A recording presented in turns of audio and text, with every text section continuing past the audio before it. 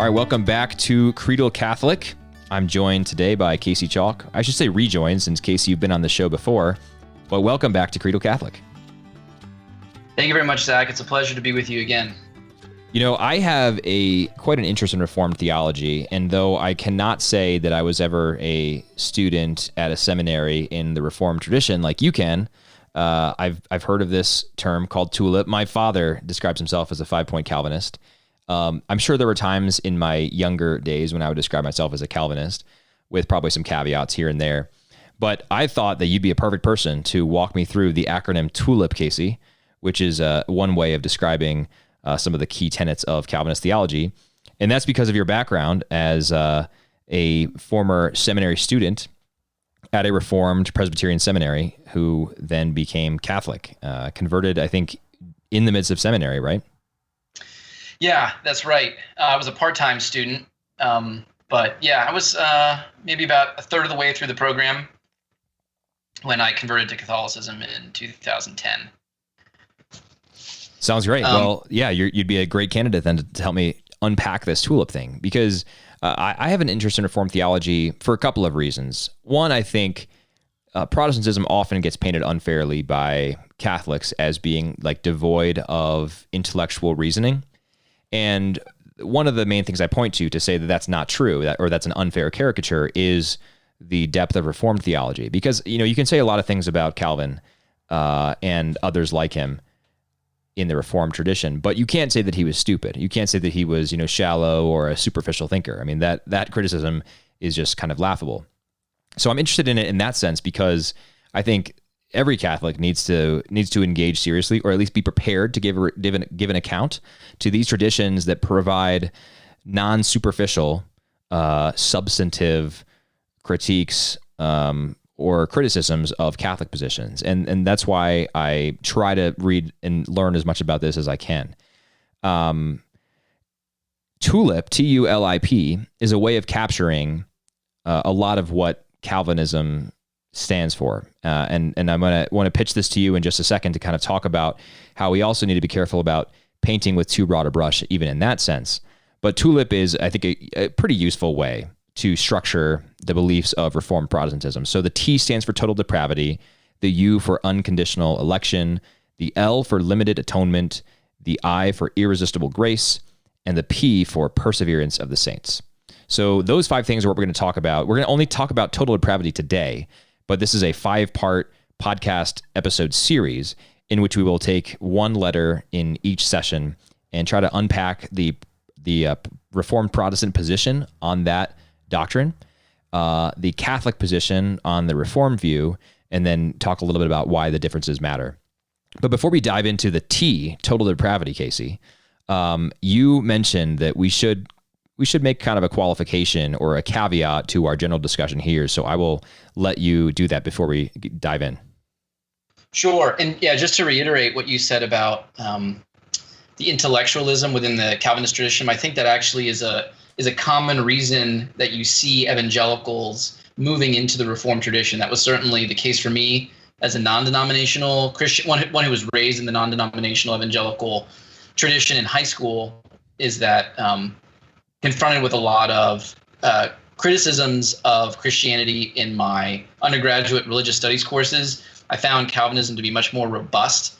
And this was a trend, I think, that was very strong in the early 2000s. I think so much so there was actually I think there was a Time article that was done, I think in the early 2000s, about sort of the resurgent interest in Calvinism and some of the big names at that time, different pastors and theologians that had become prominent within evangelicalism. Well, this is kind of the young, restless, and reformed movement, right? Exactly. Yeah, Kevin DeYoung, right? Yeah. So, yeah, one thing I did want to mention before getting into the details is that there's general agreement among the Reformed on how to define these doctrines. But there can be differences in regards to emphasis and language. So we're going to see this when we get into the nitty-gritty details. But for example, prolific Reformed teacher and theologian R.C. Sproul Sr. renamed several of the doctrines below in order, for him, he was attempting to increase their precision. And moreover, you're often going to hear people label themselves not 5-point Calvinists like your father or myself when I was a Calvinist, but 4-point or even 3-point Calvinists. which means they don't subscribe to all 5 of these core teachings of Calvinism. Why is there a disparity among Calvinists and how to define even the most fundamental teachings and whether they're true? It's because there's no Calvinist magisterial authority that can serve as a doctrinal gatekeeper. Perhaps the only irrefutable given in Reformed theology is the preeminent authority of the Bible. But that still allows any Calvinist any time to declare that they interpret some core teaching differently than other Reformed thinkers based on their personal reading of Scripture. And there's no agreed upon Calvinist judge or jury to arbitrate those disagreements beyond individual Calvinist denominations' confessions or ecclesial laws or courts. And across the globe, there's dozens, if not hundreds, of independent Calvinist denominations that have their own laws and courts for judging divergences from core Calvinist teaching. So I'm not saying that right now as a criticism of Calvinism, though I have done so elsewhere, but more just to acknowledge from the outset that any Reformed thinker or document that we quote, there's probably going to be Reformed Christians that take issue with that selection. So, for example, if I cite the Westminster Confession of Faith, which is accepted by most English language Presbyterians, some Dutch or German Calvinist may refute that and say they would prefer to see something from the Belgic or Heidelberg confessions, and so on. So all that to say, what we're trying to do here is accurately represent Calvinist teaching, but grant from the outset that some Calvinists are undoubtedly going to take issue with who we cite or don't cite. Yeah, well, thanks for that disclaimer, Casey, because we're about to read a couple of definitions of the T, total depravity here.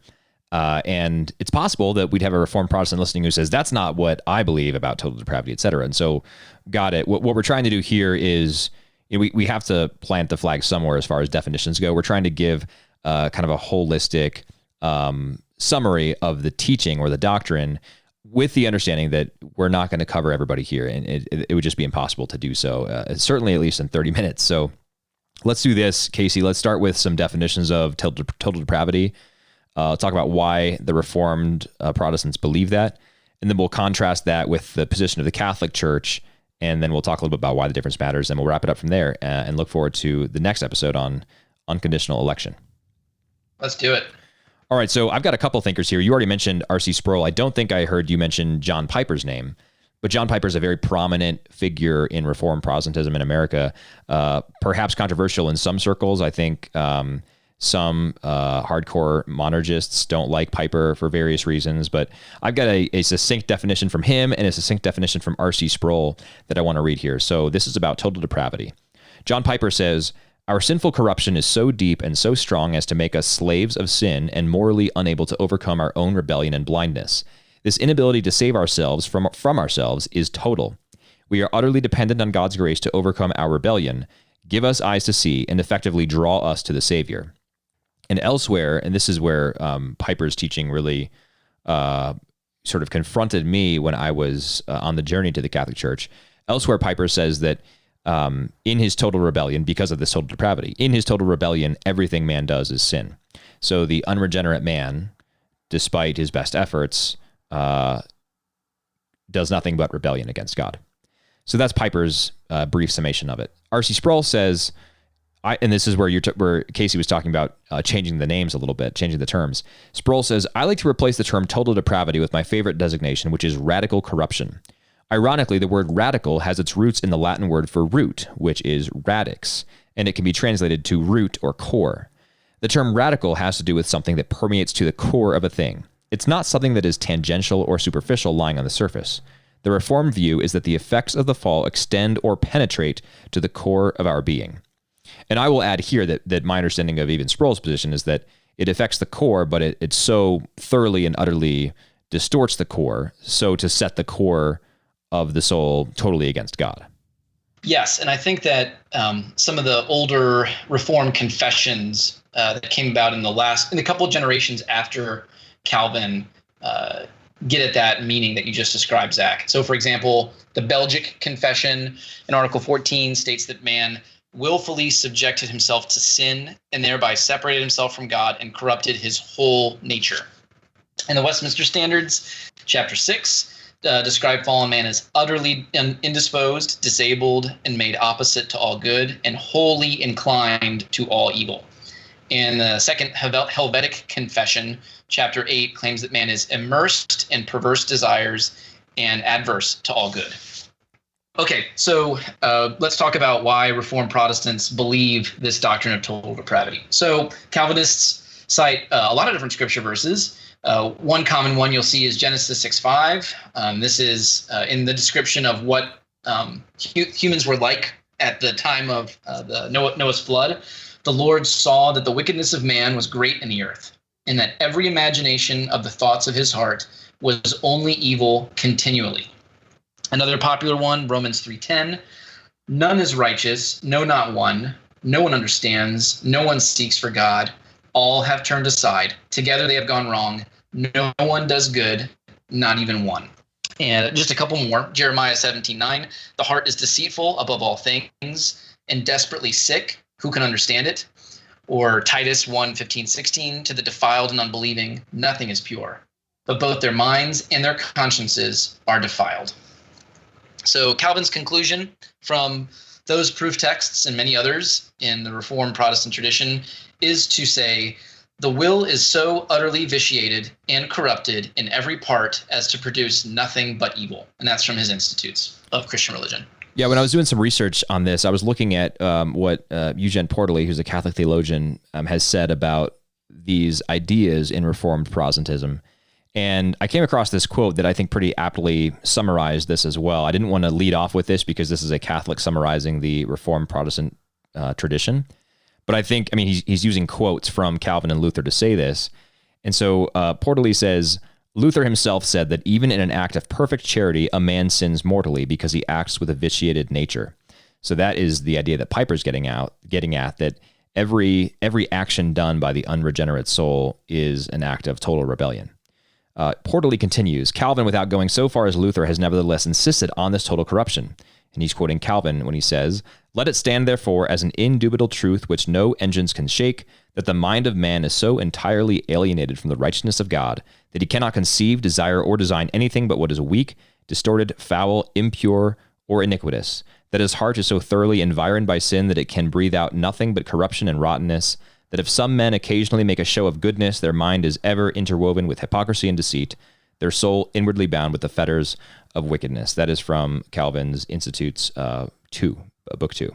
So, that's exactly what you were saying, Casey, that Calvin comes to the conclusion that our will is totally corrupted, every part of our being, so as we produce nothing but evil. Now, outwardly, right, he's not denying the fact that the unregenerate person can, bring food to a soup kitchen, right? But what he's saying is, even though these things bear the outward resemblance of acts of charity, we cannot actually do good because we are unregenerate, because every part of our soul is so turned against God, utterly vitiated, I think is the term that Calvin uses. And that's why Luther says, even in an act of perfect charity, even in bringing the soup to the soup kitchen, that man sins mortally because he's already set against God. In that sense, the deck is kind of stacked against him, if you will. Yeah, that's right. And yeah, Calvin does, he calls this common grace. And it's this idea that there are even these graces that even the unconverted, unregenerate do enjoy, but there's no sense in which they can point man towards his supernatural end, even in any kind of analogical sense. They're like you said, they're completely evil. So what does the Catholic Church teach, Casey? Sure. Okay. So, of course, the Catholic Bible contains all the scripture that I cited above, which means that they also accept all these verses, right? So when St. Paul says in Romans 3:10 that no one is righteous, no, not even one, the Catholic says, and it agrees with a hearty yes. But the Catholic interprets St. Paul to mean something different than the Protestant does. So some of the interpretive differences are going to stem from context. Let's look at Genesis 6, for example, where we're talking about how the whole world is evil. So we read directly after the description of men as doing evil continually. We see, but Noah found favor in the eyes of the Lord. Noah was a righteous man, blameless in his generation. That's Genesis 6, 8, and 9. So the church reads that and interprets it to mean that Noah was truly just, even if God's grace or favor was essential for Noah to be truly just before God. So, not everyone in the entire world was pure evil, as Noah being a counterexample. Right. So just to paraphrase what you're saying, then the fact that God views Noah as righteous before God, as a just man, and just is a term that comes up over and over again in the Holy Scriptures to describe this type of sort of right standing in front of God, because Noah is that way. That cuts against this idea of total depravity, because it sounds like Noah wasn't totally depraved. Right. Exactly. And again, we're not saying that Noah was just or righteous on his own. Right. These are graces that came from God, but his righteousness remains. Another one, St. Paul's teaching in Romans. So in 2:14 and 15, he writes that even those outside the law can do by nature what the law requires. They are a law to themselves, even though they do not have the law. They show that what the law requires is written on their hearts. So again, Catholic tradition agrees with Calvinists that grace is necessary to be just before God. But when we read this Pauline text, the church teaches that nature is not totally depraved, because man can act justly on a natural level. And by his nature, which is corrupted by the fall, yes, definitely corrupted, but it remains inherently good by virtue of it being created in God's image. So in a very common phrase you hear, certainly in Thomistic circles within the Catholic Church, is grace builds on nature. It doesn't destroy nature. Yeah, can we talk a little bit more about that idea? Because I think this is crucial to the distinction between Catholic and Reformed thought, not just on the idea of total depravity, but really across all 5 points of Calvinism, as we call them here. So when the Protestant says grace destroys nature, and the Catholic says grace perfects nature, what is the core of that disagreement there? What is each side really saying? I think in a sense, Calvinism is teaching that because nature is like the things we've quoted from Calvin and Luther, nature is so corrupted that basically God has to start all over again with human nature. Whereas in the Catholic tradition, there's a recognition that there is an inherent goodness, and that it's more of it's a rehabilitation of human nature. Sanctifying grace rehabilitates man so that he's able to worship God and do acts that are meritorious to his salvation. Do acts of charity that are in union with Christ. Yeah, and I think the paradigm of grace versus nature, or the varying paradigms, the contrasting paradigms that pit grace against nature or have grace perfecting nature, that's really a necessary consequence of this idea of total depravity. Because if your nature is totally and thoroughly depraved, then grace has to come in and start all anew, right? It has to destroy what was once there. If nature is corrupted, I think in the Eastern tradition, there's this kind of conception of a bent nature. What's needed is to straighten that nature again, or to restore the part of that nature that is corrupted, but it's not wholly corrupted. And I think the lack of that entire corruption, that total corruption, that lack of total corruption is what the Catholic would say enables what Calvin would call common grace, right? Yeah, exactly. So I appreciate your explanation of kind of the Catholic explanation of some of those verses. I want to dive into a little bit closer to the Catholic doctrine surrounding this. So we obviously don't hold to total depravity. I'm going to, as we kind of explain what we do believe, I'm going to hold up this another passage from Eugene Portally, the author that I quoted previously.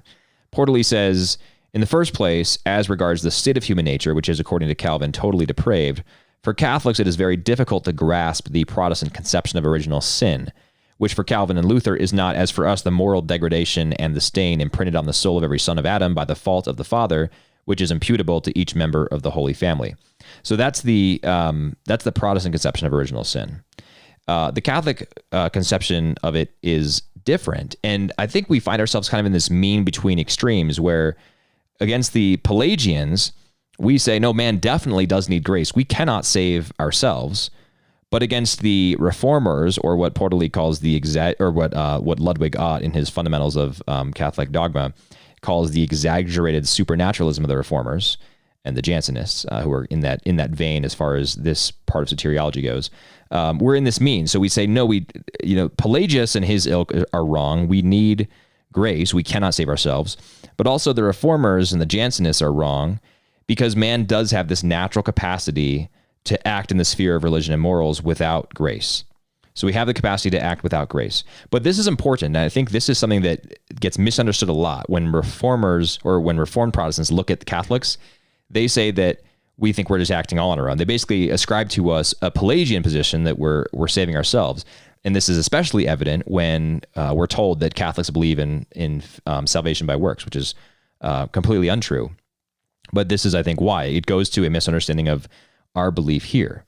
So this is important. For the Catholic, in our condition of fallenness, without the infusion of restorative grace, what we would call gratia sanans, it is still entirely impossible for us to fulfill all of the obligations of the moral law. We might be able to do some of them. We might be able to bring soup to that soup kitchen. We might even be able to live, by all outward appearances, a very good-looking life and do a lot of good things. But without that supernatural grace, we have an ability to totally follow the moral law. And therefore, we have an ability to save ourselves, which is why we're not Pelagians. And I think that's a really important distinction to understand. So what does that sanctifying grace do? That sanctifying grace gives us the grace to follow totally the moral law. It doesn't mean that we no longer are inclined to sin. That inclination lasts with us for all of our earthly lives. Concupiscence, we are inclined to sin. But the infusion of that grace, and it is infusion rather than imputation, the infusion of that grace allows us to totally follow God. Yes, and I would just add that, so man can do no acts ordered, man in his natural state prior to some kind of prior to sanctifying grace. He can do no acts that are ordered to his salvation or that are meritorious. So God's grace is required for those, but he can do acts that are ordered to objective goods. Yeah, and I think that's a good distinction, right? Because in my example of the person who does not have the infusion of sanctifying grace, they can do so much good things, right? But it's never going to be enough because we can't save ourselves. But it's not as if then God will look at that person and say, oh man, you were 99% of the way there on your meritorious grace that you needed for heaven, but you couldn't quite get there all the way. As you're saying, no, you can actually do no acts that are ordered towards your salvation or are meritorious for it. You can do things that sort of are in accordance with the moral law, but those things are not ordered to your salvation. I mentioned the Protestant conception of original sin, and I want to just go back to that because I might have glossed over the Catholic conception of original sin, but it goes hand in hand with our position on depravity here. We say that the privation of original justice at the fall, and that's what it was. So original justice is in this Edenic environment. God makes man in the Garden of Eden. The original justice in our souls is whole and entire. At the fall, there's a privation of original justice. But that privation is not total. In other words, we do not then totally lose a sense of original justice, but that sense of original justice, the original justice itself, is severely weakened. And so the weakening is such that we have that inclination to sin, or as the Eastern churches would say, the bent nature, that infects our soul. But because it's not a total privation of original justice, the sinner can still do good. And I think the first reason why this matters, and maybe we can transition now, Casey, into talking about why these differences matter. To me, the first difference, or the first reason that this really does matter, is because it explains how we can ascertain truth about God. Because if we are totally depraved, if we can do nothing at all that is good, if our souls and our hearts are thoroughly corrupted by original sin, then it follows, I think, that we wouldn't be able to use our natural reason to ascertain truth about God. Why? Because our natural reason would, a God-given faculty would also be thoroughly corrupted by that sin. So we say, no, it's corrupted, certainly, but it's not thoroughly in the sense that it's totally corrupted. And so we still can use our reason to ascertain truth about God, which is why the First Vatican Council followed Aquinas in saying, those divine things which are not inaccessible to the human understanding itself can also, in the present condition of the human race, be understood by all easily with definite certainty. Yes, and I think it would probably be helpful for any Calvinist listeners that are listening, because Calvinists have a very high view of St. Augustine amongst many of the church fathers, to note that the Catholic Church's teaching in a large regard is relying upon St. Augustine's interpretation of Scripture as well, and its magisterial teaching, relying on holy traditions. So, for example, St. Augustine in On the Spirit and the Letter says, God's image has not been so completely erased in the soul of man by the stain of earthly affections, as to have left remaining there not even the merest lineaments of it. What was impressed on their hearts when they were created in the image of God has not been wholly blotted out. This writing in the heart is affected by renovation, although it had not been completely blotted out by the old nature, the law of God, which had not been wholly blotted out there by unrighteousness. Or in the city of God, no one is evil by nature, but whoever is evil by vice. And one more on from his On Nature and Grace. There is, owing to the defects that have entered our nature, not to the constitution of our nature, a certain necessary tendency to sin. Casey, it sounds almost like you're saying Augustine was a good Catholic. That's right. And this is consistent with how the church has interpreted it ever since, right? So Thomas Aquinas declared that special grace is necessary for man to do any supernaturally good act, to love God, to fulfill God's commandments, to gain eternal life, to prepare for salvation, rise from sin, to avoid sin, and to persevere. And that's in his Summa Theologia 1:2. Great. So we've got Augustine and Aquinas now agreeing on the Catholic position on depravity here, that it is not total, that some of the original justice created at the beginning still remains in the soul of man. This preserves our ability to access God through reason. This preserves our ability to do good, to partake in the moral order. But it does certainly prevent us from participating in acts or committing acts that are meritorious for our salvation. For that, we need the infusion of sanctifying grace, because unlike the Pelagians would claim, we do certainly need the grace of Jesus Christ for our salvation. We cannot save ourselves. And that point, I think, bears repeating again against this charge that Catholics preach a salvation by works. But as we wrap this up, Casey, as we wrap up our discussion on total depravity, let's now pit these two against each other and step back for a moment and talk about why these differences matter so much. I mean, some might say, okay, I'm Reformed. I say totally depraved. You're Catholic. You say mostly depraved. But we're both saying that we need Jesus, right? We're both saying that we can't get to heaven on our own. So I think that's partially correct as far as it goes, but there are subtleties here that really do matter. And I think we should talk a little bit about that. So why does the difference between these two positions matter? Yeah, I'd be happy to do that. So I think first, on a lighter note, I would observe that I think Catholics typically will claim that Calvinists are, they do damage to human nature because their view of the effect of the fall via total depravity is so extreme, whereas Calvinists accuse Catholics of not taking sin seriously enough. So, I think that's funny, because I think most of the culture would probably say that Catholics take sin far too seriously as well. Yeah, definitely. Yeah, I saw a BuzzFeed article the other day. I think it was not a recent article. I just saw it recently, but it was one of those BuzzFeed quizzes, which are just, horrendous. But it was like, can you take communion at a Catholic church? And it went step by step through many of the parts of the moral law that are, let's say, offensive to the modern mind. So like, have you used birth control? Right. Check. Have you, cohabited with someone that you're not married to? Check. Have you, have you viewed pornography? Right. So on and so forth. Going through a list of mortal sins, or I should say grave matter. Of course, the mortal sin qualification comes in when you consider, intention. But so went through this list, and then of course, for most people who take it, they get to the end and they're like, no, you can't take communion. And the idea was like, the Catholic Church is this exclusive club that takes sin way too seriously. There are a bunch of sticklers, etc. Now this was of course totally devoid of any discussion of reconciliation or penance. And so, yeah, just it illustrates, I think, what you were saying, that most parts of the culture think Catholics take this sin thing way too seriously, when we've been criticized by our Reformed brethren for not taking it seriously enough. Right. So in the Calvinist paradigm, where nature is totally depraved, one of the effects of this is that we need to consider how they value other cultures or intellectual religious traditions that are separated from Christ. So the Calvinist is going to be inclined to believe that even the outer things that look good in those other traditions or cultures are a fictive veneer for their inherent evil, right? So everything that's not of Christ must be destroyed and rebuilt. Whereas in the Catholic paradigm, there's like a greater stability in nature because original sin wounds, doesn't destroy the faculties of man. So I mentioned before, there is this idea in Calvinism of common grace, like you talked about with bringing soup to someone in need example.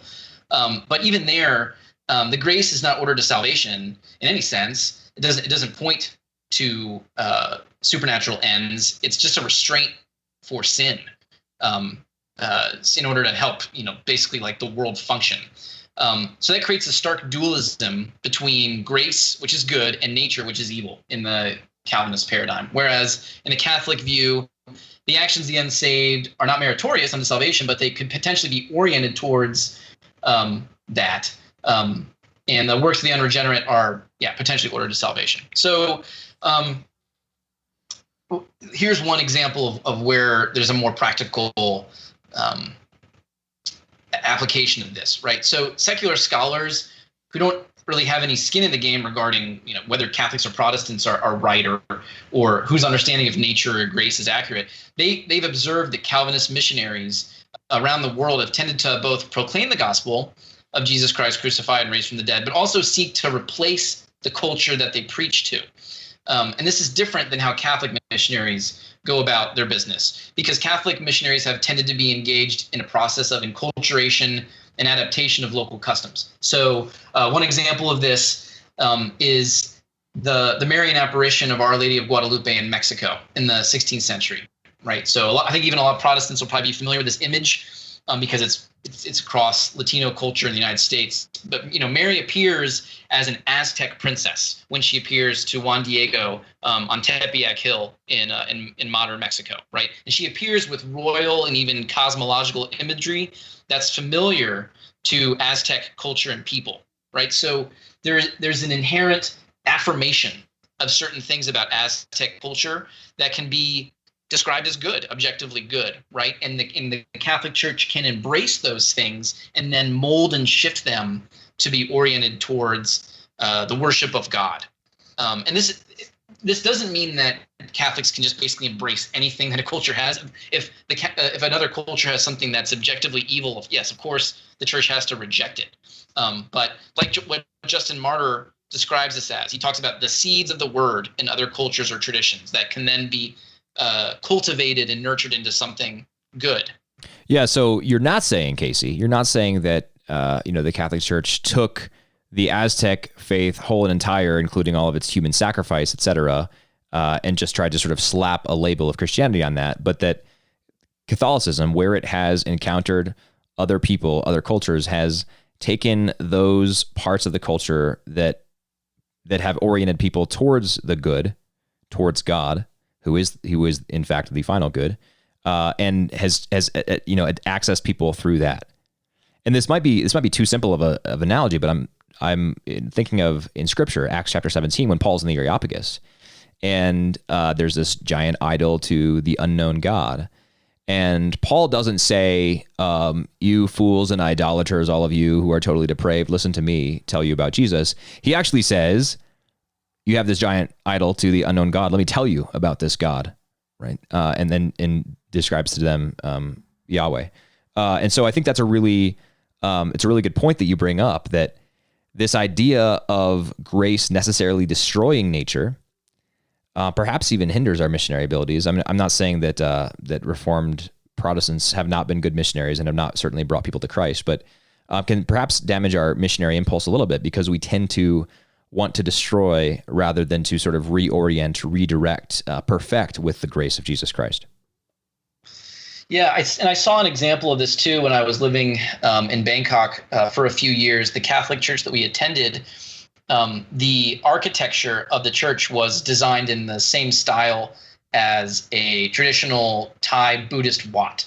And it was jarring at first, but the more that we studied and learned about Thai Buddhist imagery, the more it made sense what this particular church had done, and it was a redemptorist order that was responsible for this parish. And so, for example, on the altar, it would be hard. It's kind of hard to describe them, but they were kind of like these big bulbs, kind of like similar to that stuff like the bulb you use to like suck snot out of a kid's nose or something. Yeah. If you know what I'm talking about. So pointed upwards, and we always thought, my wife and I, we thought them very curious and out of place, like on an altar next to the crucifix. But we asked the Thai priest, what are they there for? And he said, those are images of royalty in Thai culture. Well, now it makes perfect sense why they would put those up there, because that's like the same thing as, the kinds of imagery you would see in a classical medieval cathedral. Yeah, now this probably doesn't need to be said, but I'm going to say it anyway, just so there's total clarity here. What Casey and I are saying is not defending, for example, the use of the Pachamama in the gardens of Rome during the Amazon Synod. I mean, I actually don't know your opinion on that, Casey, but I was pretty horrified to see that going on, because that was like a definitively pagan symbol that was brought in devoid of any sort of context, devoid of any authentic enculturation, and I think was being used as like a pretext for some more sinister efforts within the church to make make strides in the Amazon region that probably should not be made. And we talked about it with Hannah Brockhouse on this podcast. She talked a little bit more about the Pachamama controversy and everything, but I think it needs to be said that this enculturation can certainly go too far. We can make too much of an effort towards accommodation that sacrifices the authenticity of the gospel that we're preaching. And so we're not justifying any of that. And there does need to be a careful line drawn between the two. I mean, the gospel of Jesus Christ can never be watered down, can never be diluted, but it can be, it can reach people through authentic enculturation. But that enculturation does need to be authentic, and it needs to preserve the entirety of the gospel. Right. I mean, sometimes, I forget who the Dark Ages saint was in, I think, present day the Netherlands, where he basically like cut down this tree that was being worshipped as an idol. Yeah. And I mean, sometimes you got to cut down the tree. Right? Exactly. Yeah. Okay. So I'm not necessarily saying by drawing these distinctions that Calvinists de facto are totally unsympathetic to non-Christian cultures or ways of thinking. I've met and I've worked with evangelical missionaries that had a very high view of other cultures and finding ways to meet those cultures on their level and embrace those things that were good. But what I am saying, this is the logic of total depravity orients Calvinists in this direction, because the divide between the regenerate and unregenerate and between nature and grace is so severe.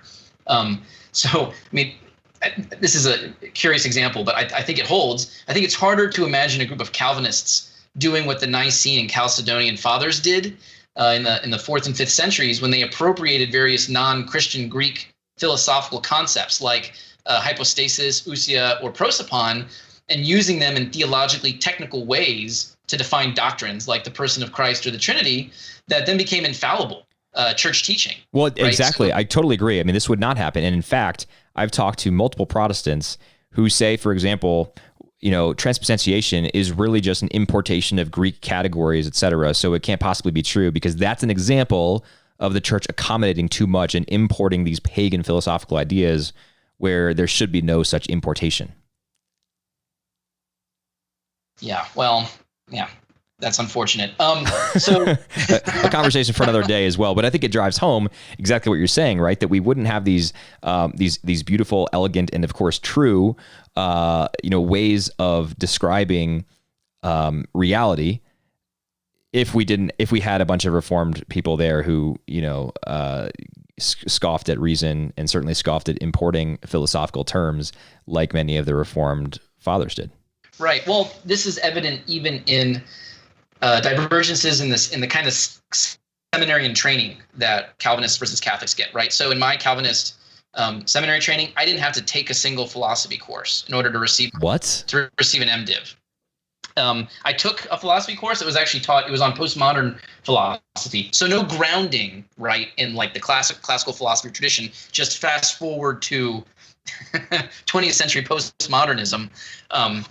But I mean, it was done very well by a very prominent Calvinist theologian, Michael Horton.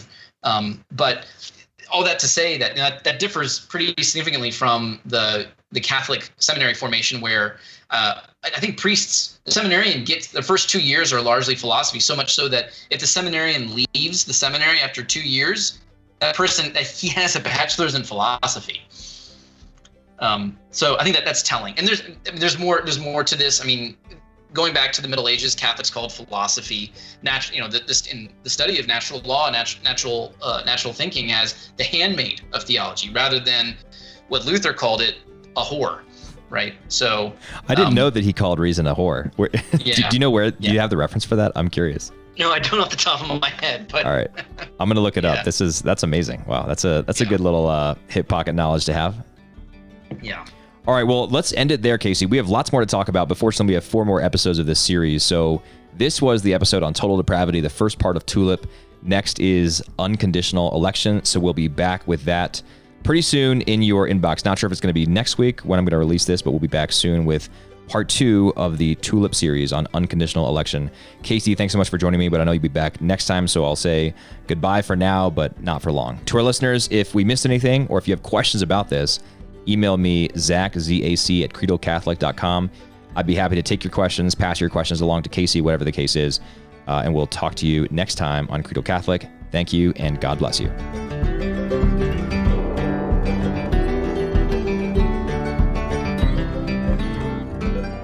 All right, now, Casey, you'd mentioned this incredible quote from Luther in which he called reason a whore, and you just told me that you found this cited, sourced, and everything. And I would love you to read this because this is just an amazing idea that illustrates the logical conclusion of the Reformed Protestant doctrine of total depravity. So over to you, Casey. Sure thing, and I'll do you one better. I've got 2 quotes that are very similar that build upon one another. So the first one is from Luther, Erlangen. I'm going to butcher the pronunciation because I don't know German, but Erlangen edition, version 16, pages 142 to 148.